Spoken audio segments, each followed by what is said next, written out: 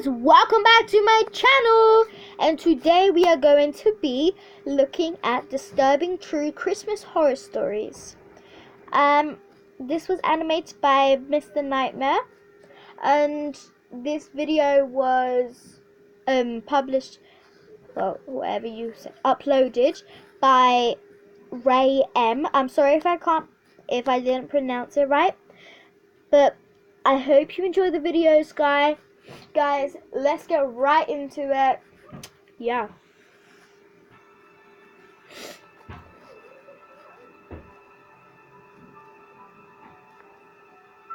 It was Christmas Eve of 2015. I had recently gotten a new job as a psychiatric nurse, but I had to start with the overnight shifts, and that included Christmas Eve night, which was a Thursday. Well, technically it was a Friday by the time I arrived at work.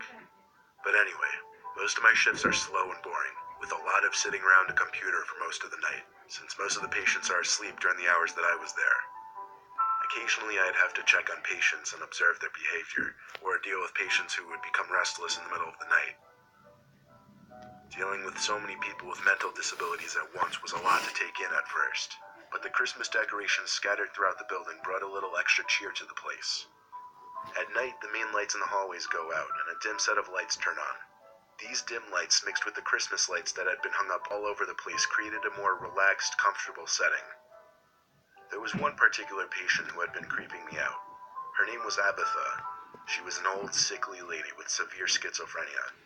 She oftentimes would mumble to herself incomprehensible things, and sometimes she'd say things out loud that I'd assume were directed at me, but she'd just be talking to herself. It was about 3 in the morning when I went to go check on Abatha, who had been awake the whole night. I came in and asked if she needed anything, and she just looked at me with a horrific smile and laughed. It gave me chills because I felt like I was witnessing something from a scary movie. She looked away from me and started muttering something. I didn't understand most of it, but the words that did pop out to me were, "Check the bathroom." I asked her to repeat herself, but she didn't acknowledge me. She just turned to her side and rested her head on the pillow. I tried to get her to confirm she wanted me to check the bathroom, but she wouldn't answer now. So I checked the bathroom across from her bed in her room, but as I expected, there was nothing out of the ordinary. I left her room and went back to my desk in the hall. Then I looked at the bathroom door across from my desk. My curiosity got the better of me, so I went into the bathroom, but the lights wouldn't turn on. I stood by the doorway listening for a moment, and I heard breathing, and then a click sound from one of the stalls. I went to get the door stopper from behind the desk and wedged it under the bathroom door so that the light from the hall would let me see at least a little bit into the bathroom. I got on my knees and checked under the stalls from a distance. No feet could be seen in either of the stalls, though. One stall of the two had its door shut, though. I went up to it and stuck my eye through the crack of the door. Oh no. It was really dark, but I felt like I could see something at the back of the stall. I got back down on my knees to look under the door, but when I did, I couldn't see what I thought I just saw.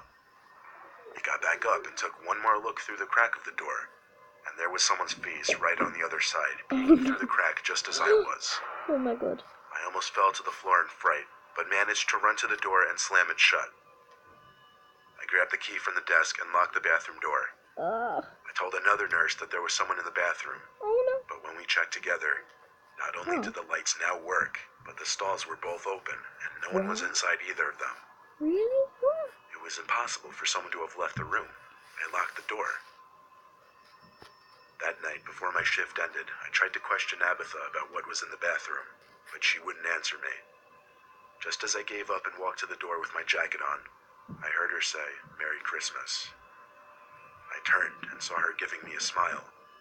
Only the smile didn't give me a good feeling. There was something unsettling about it. I had to turn and leave. I had to work with Abatha for a few more weeks before she was transferred to another center for hospice care.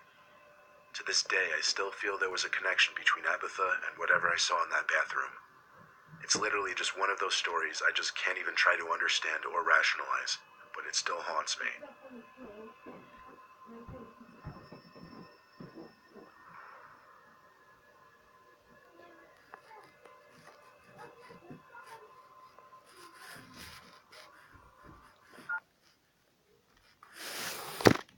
Okay, guys, that is the end of the video. Hope you enjoyed it. And